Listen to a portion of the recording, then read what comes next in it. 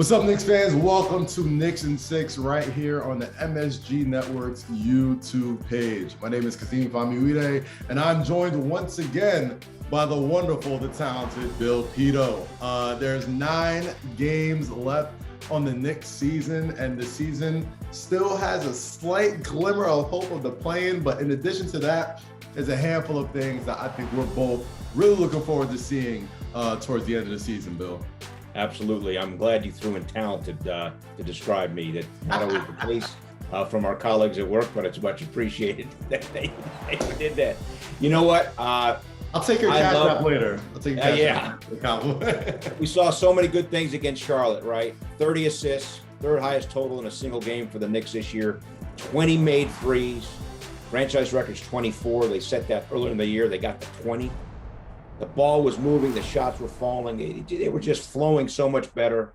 And that, to me, is the template for what I would like to see going forward. Regardless, I know Randall was out, Mitch Robinson was out, but boy, if they can play that way, Kaz, passing the basketball, as Clyde loves to say, sharing is caring. And boy, did they share and care against the Hornets.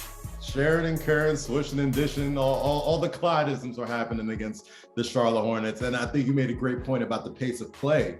The Knicks just played faster, right? And I think a lot of that has to do with the development of Obi Toppin and RJ Barrett. Without Randall in the lineup, without Mitch Robinson in the lineup, a lot more responsibility was placed on Obi Toppin's plate. And I think the game before the Charlotte Hornets game, he got into a little bit of foul trouble with the Atlanta Hawks. And against Charlotte, when we saw what he was capable of in an extended minutes, Obi Toppin was excellent. I mean, and it wasn't just about what happens on the stat sheet.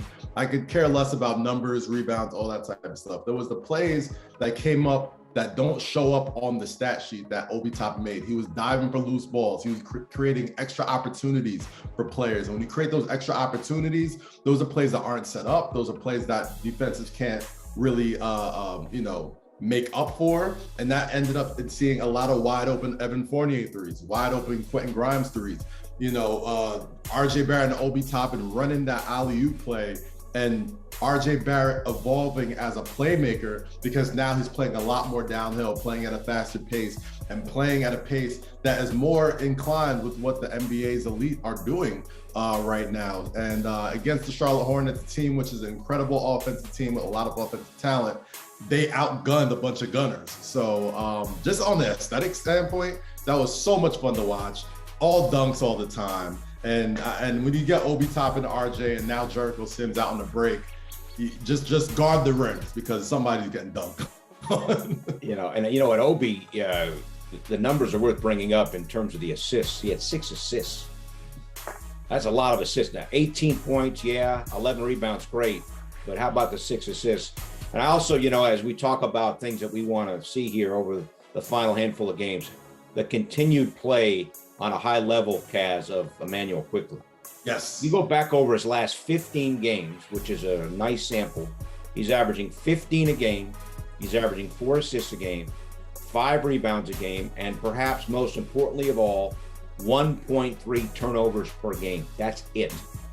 Boy, those are really good numbers. I mean, those are numbers to hang your hat on for a guy that you're going to count on going down the line here in terms of the future.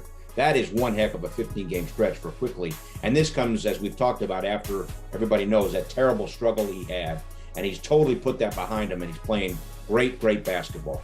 Yeah, I think at the beginning of the season, there was a lot of changes that were happening in Emmanuel Quickley's role in the team, especially with a lot of new people coming into the backcourt. And I think right now he's settled in to what we want to see from Emmanuel Quickley going forward. He's still very young. He's only in his second year. He's a first-round pick last year. This is exactly what Knicks fans would want to see out of Emmanuel Quickley going into his second year, really turning into a true point guard option for the New York Knicks, who obviously need it. But we talk about the continued play of some young superstars. I know I mentioned the RJ Barrett and the Obi Toppin pair, but I got to just zero in a little bit more on just the incredible 2022 RJ Barrett has had. Since the year has turned from 2021 to 2022, RJ Barrett is averaging 24.2 points per game, 6 rebounds per game, shooting 38% from the three-point line from 6 attempts, and he had a back-to-back 30-piece against the Atlanta Hawks and the Charlotte Hornets, 2 teams that are ahead of the Knicks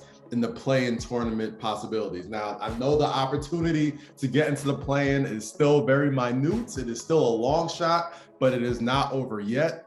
Crazier things have happened. And the way the RJ Barrett is continuing to play, he's right up there with some of the elite NBA players right now as far as point production since the new year started. I'm talking about the Giannis's, the Lukas, the John Morants. Numbers-wise, he's right up there with it. And if you're a Knicks fan, no matter how the rest of the season goes, you have to be encouraged seeing that your number 3 overall pick from several years ago is evolving into somebody that could really build a franchise around.